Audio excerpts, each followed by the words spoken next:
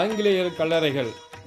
இங்கு நாம் பார்த்து கொண்டிருக்கும் கல்லறைகள் 1801ஆம் ஆண்டு ஊமைத்துறைக்கும் ஆங்கிலேயர்களுக்கும் இடையே நடைபெற்ற போரில் இறந்த ஆங்கிலேய படை வீரர்களின் கல்லறைகளாகும்.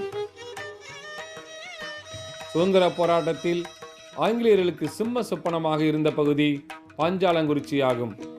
வீரபாண்டிய கட்டபொம்மன் ஆங்கிலேயர்களுக்கு வரி கொடுக்காமல் அவர்களை எதிர்த்து போராடினார்.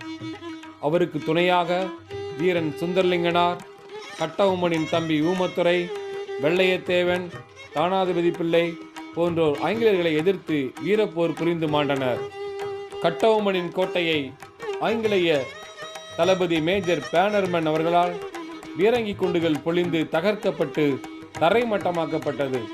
1801ஆம் ஆண்டு இதே இடத்தில் ஊமத்துரை மீண்டும் கோட்டையை எழுப்பினார்.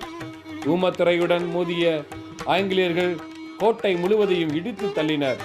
ஊமைத்துறையுடன் நடந்த போரில் கொல்லப்பட்ட ஆங்கிலேய படைத்தளபதிகள் உட்பட 44 பேருக்கு கவர்னகிரி சுந்தரலிங்கனார் நகர் அருகே கல்லறை தோட்டம் அமைக்கப்பட்டுள்ளது.